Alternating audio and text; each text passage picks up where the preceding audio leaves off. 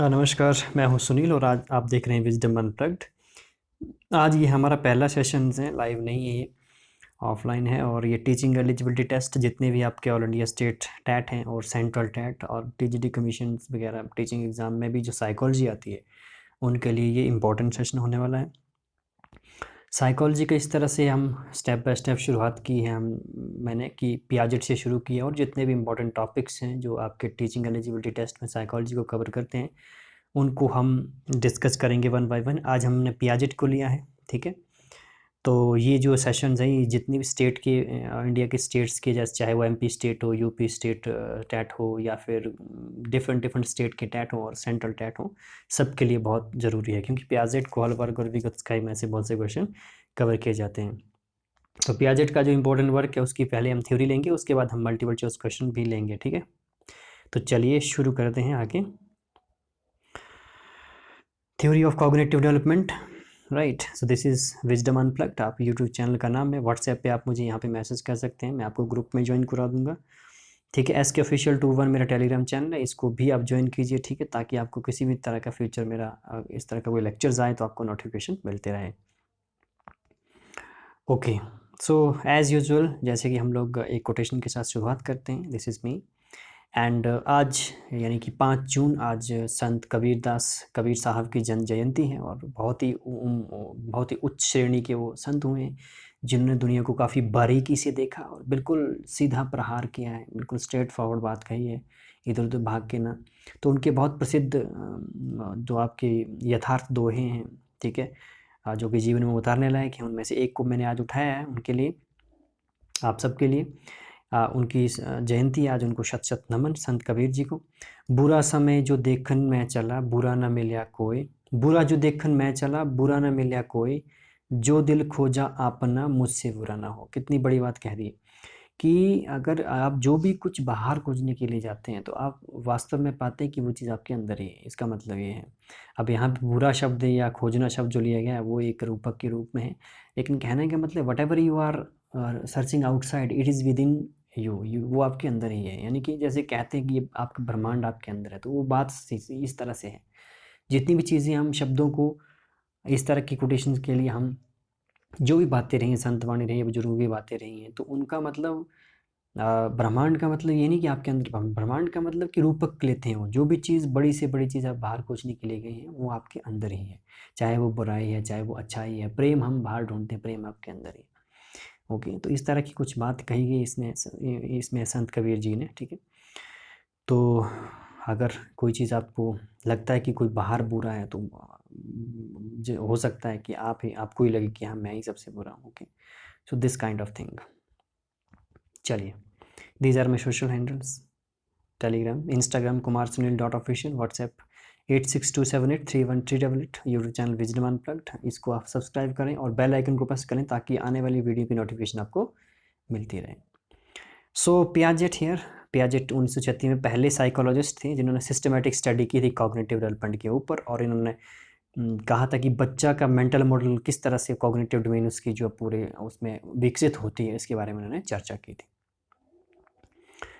Piaget disagree थे, he disagree with the idea that intelligence was a fixed state. वो कहते थे कि उनका विचार से असहमत थे कि बुद्धिमत्ता जो एक निश्चित लक्षण नहीं है, निश्चित लक्षण है, ठीक है।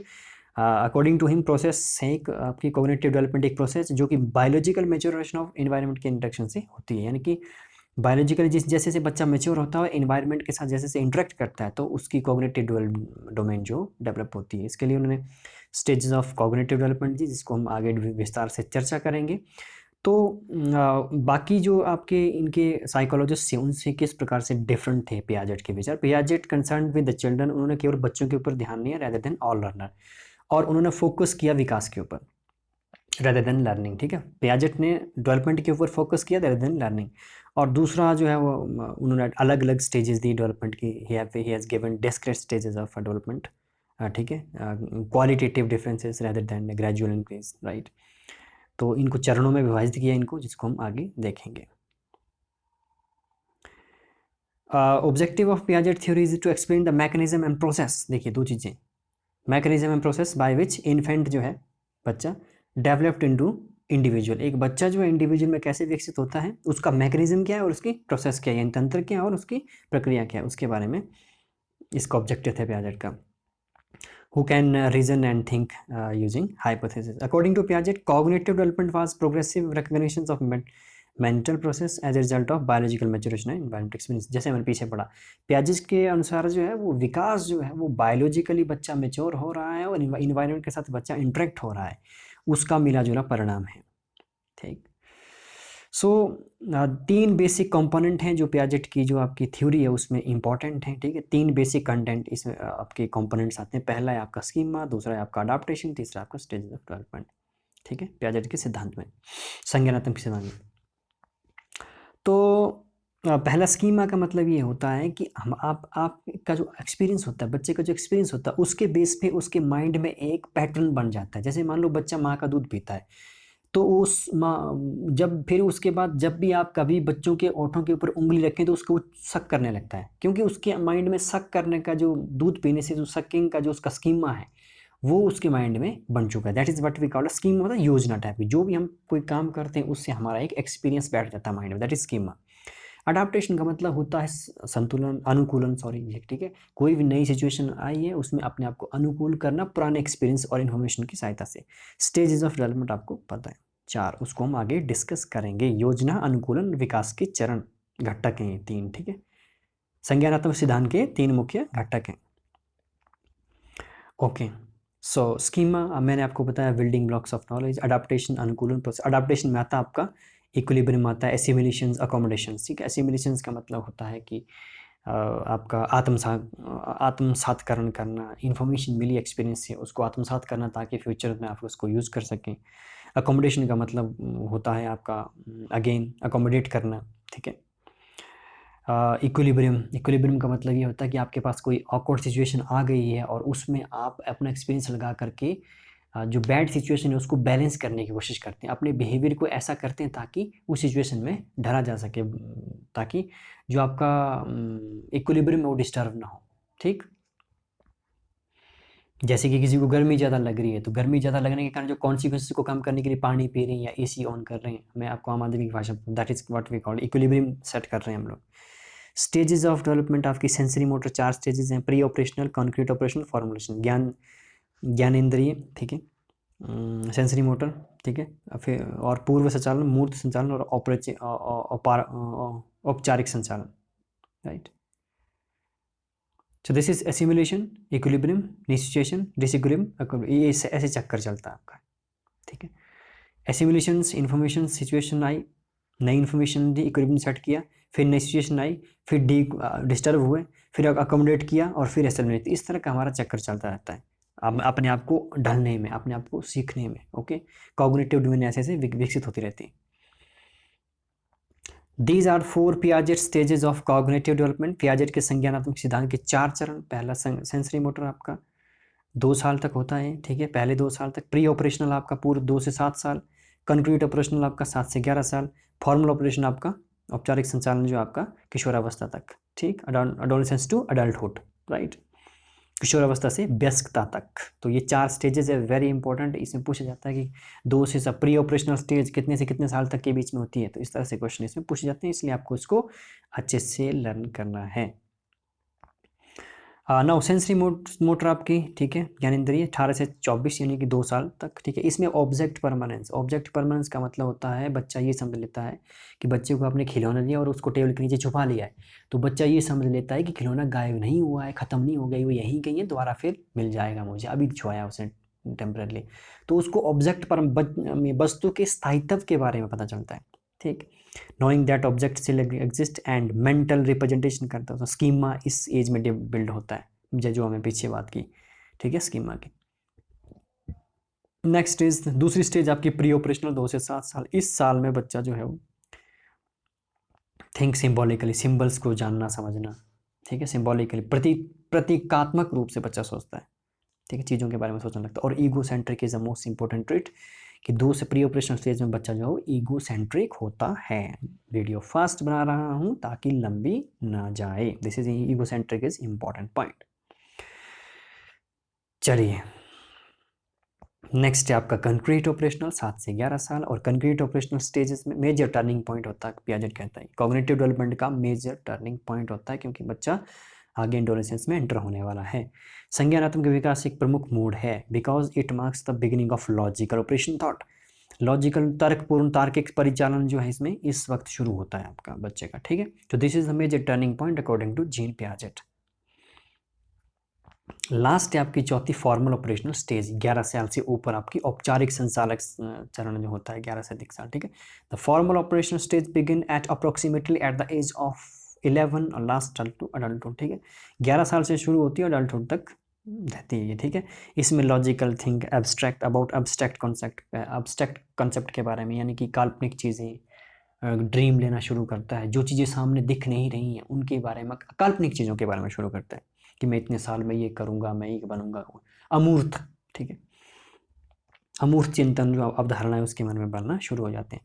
तो दिस इज़ ऑल अबाउट ये 4 स्टेजेस हैं आपके पियाजेट की, ठीक है। अब हम आगे मल्टीपल चॉइस क्वेश्चन लेते हैं। विच of the following implications cannot be derived from the Piaget theory of cognitive development।